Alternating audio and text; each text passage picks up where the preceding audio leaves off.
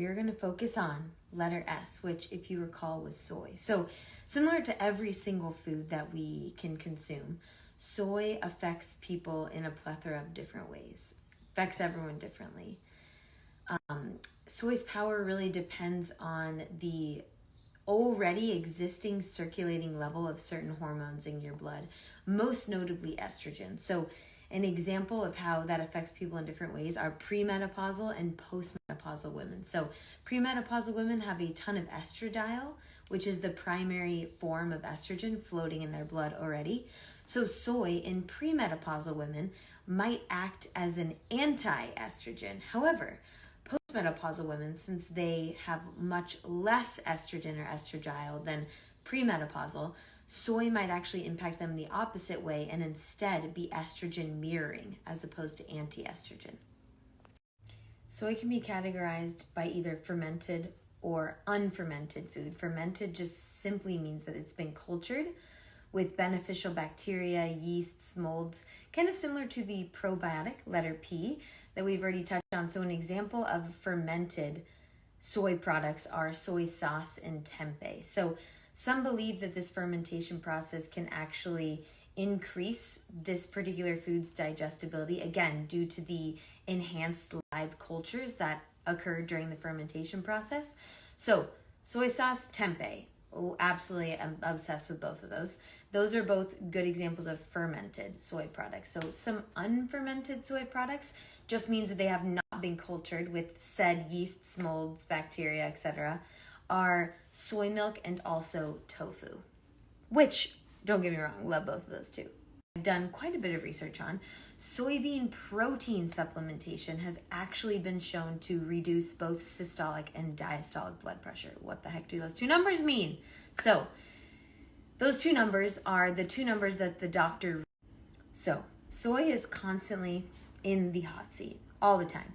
Two things that we do know for sure about soy. First one is that soy has been suggested to help lower high blood pressure. So in several peer review articles that I read you after she tells you what your blood pressure is. So systolic is going to be that top number, diastolic is going to be that bottom number. So a normal range, whatever the hell that means these days, normal blood pressure is 120/80.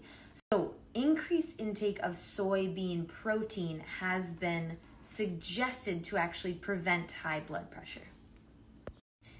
If you'll recall from letter O, which was omega-3s, soy is also a polyunsaturated fat, meaning it's one of those green light ones. Trans fats are the red ones, saturated fats are the yellow ones that are okay to eat in moderation, and poly and mono unsaturated fats are the good ones. So similar to those omega-3s, soy can not only lower levels of total cholesterol, but it's also been shown to lower levels of LDL, which are those bad cholesterols. So again, going back to letter L, constantly making like throwbacks for all of these weeks. So LDLs are the low density lipoproteins. There are two lipoproteins that I like to focus on, high density lipoproteins. The second thing that we know for sure about soy is that it can affect the thyroid. What the hell is the thyroid? The thyroid is actually the gland that sits just behind your esophagus, so on your neck. And its roles, it has a ton of different hats to wear, but its primary roles have to do with metabolism, so how quickly and what your body chooses to digest and absorb, and also your nervous system function. So the fuel of your thyroid gland is actually iodine. Yes, the same kind that is found in those big salt containers. And your thyroid can actually function in 3 different ways, or 3 different speeds. First way, normally, again, whatever the hell that means. Second speed at which your thyroid can function is overactively. So this is known as hyperthyroidism. This is when the metabolism speeds up and iodine levels are very high. The third speed at which your thyroid can function is actually underactively. So this is very appropriately called hypothyroidism. So when the metabolism tends to slow down and iodine levels are low. So soy has actually been known to react and alter the function of your thyroid gland due to how it reacts with iodine. So people who tend to be deficient in iodine, so those that are underactive or hypothyroidism, may be Also, really quick, I did not mean to sound cynical about normal function. Normal, I just mean that it's relative to each person. So normal means that the amount of iodine and the amount of thyroid hormones that are released from your thyroid can keep up with your necessary bodily functions. So the speed, again, at which your body chooses to absorb nutrients, that is also dependent on how many hours of sleep you get, how much you work out, the intensity of your workouts, also your levels of stress, so on and so forth. So normal, I just mean that all of those things like the thyroid hormones, iodine, can keep up adequately with your existence.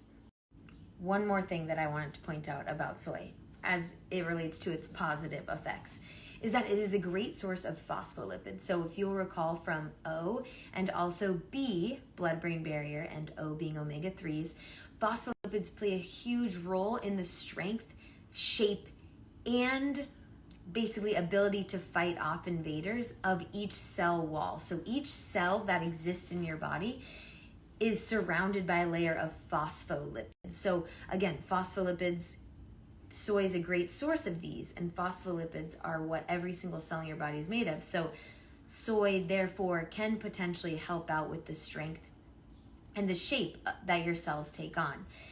It can also affect memory recall and short-term memory too. So, for example, when you walk into the bathroom for like the 5th time and you're like, what the did I come in here to grab? So, I've said that soy has been in the hot seat several times, but I've failed to list any actually negative things that soy can have on the body. So, one in particular that I want to point out that I came across my research a few times are soy's ability to influence leaky gut. So leaky gut is kind of as gnarly as it sounds.